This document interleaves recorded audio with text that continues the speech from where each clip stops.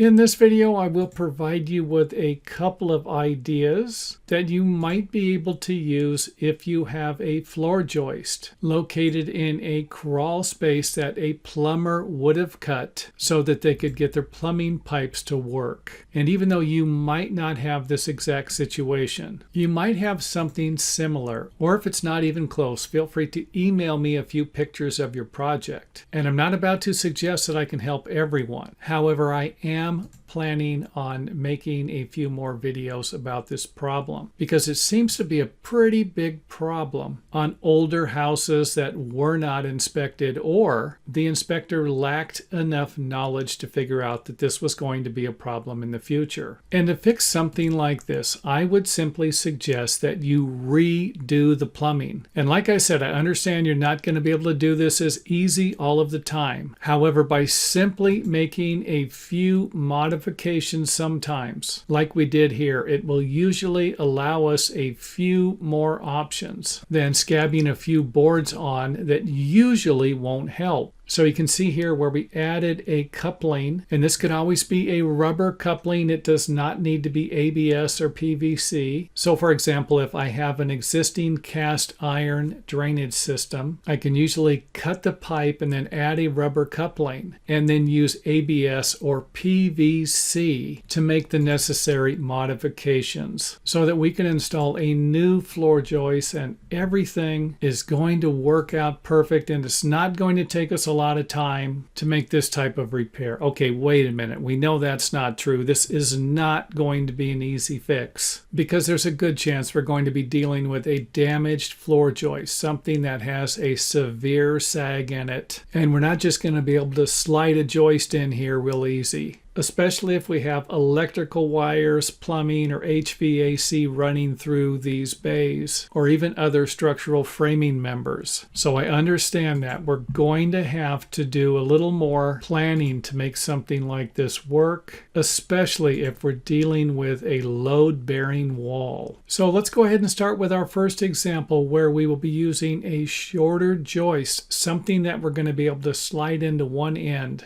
And even though I am going to make a few more videos about problems with our floor joists and plumbing, I would suggest going to our website and checking out the repairs. Click on the repairs tab or go to our main index page, find the repairs section, and then click on the Crawlspace link. If you're looking for a few more ideas on how to make floor joist repairs if these aren't going to work for you. Now, the reason why we're going to need to cut this a little shorter is because we're not going to be able to slide it in on this end and then slide it in on the other end because the footing is usually going to be in the way. Now, if you have a different type of construction, for example, your house is sitting on top of beams with posts supporting them, then your job might be a little easier to install a full-length board or even a larger beam. Now, what I've done here was instead of installing an 1.5-inch joist that's probably not going to take our sag out, you might need to install something larger. And in this case here, we're going to install a 3x, something that is 2.5 inches wide. However, you can always install something larger. But if you look here, we do not have much of a gap between the joist and the plumbing, which means we could not install something that was 3.5 inches wide. So lumber that might be a little thicker or a little wider, a little taller, and of course a little stronger might provide you with another option. Or you can even place your repair board on the other side. Just make sure that the plumbing from any of the other components like the bathtub isn't going to be in the way. And you can always remove the damaged joist and install a new joist or a new beam, again providing you with another option here. And for those of you wondering just how in the heck we were going to support the other side, well, we're going to do that with a footing and a post. And again, we're going to have the beam a little bit shorter so that we can slide it in on the other side and then use a jack to raise the joist, and then we'll be able able to install a post with a couple of connecting straps. And there's one thing I need to point out. I'm not about to suggest that installing a beam, something like a 4x6, is going to take the sag out of your floor. If all of these joists are sagging, and they're sagging about an inch or an inch and a half, then you might need to remove the floor sheathing and replace a section of the damaged area. And to finish this section off here, you could always nail a couple of boards to the side of the beam. So let's go ahead and wrap this video up by recapping the most important part of it, and that's the part suggesting that you modify the plumbing or anything else that needs to be modified to make something like this work. And like I mentioned earlier in the video, if you have a problem with your plumbing, with your floor joist that I have not provided you with an option for, feel free to email me some pictures of those problems.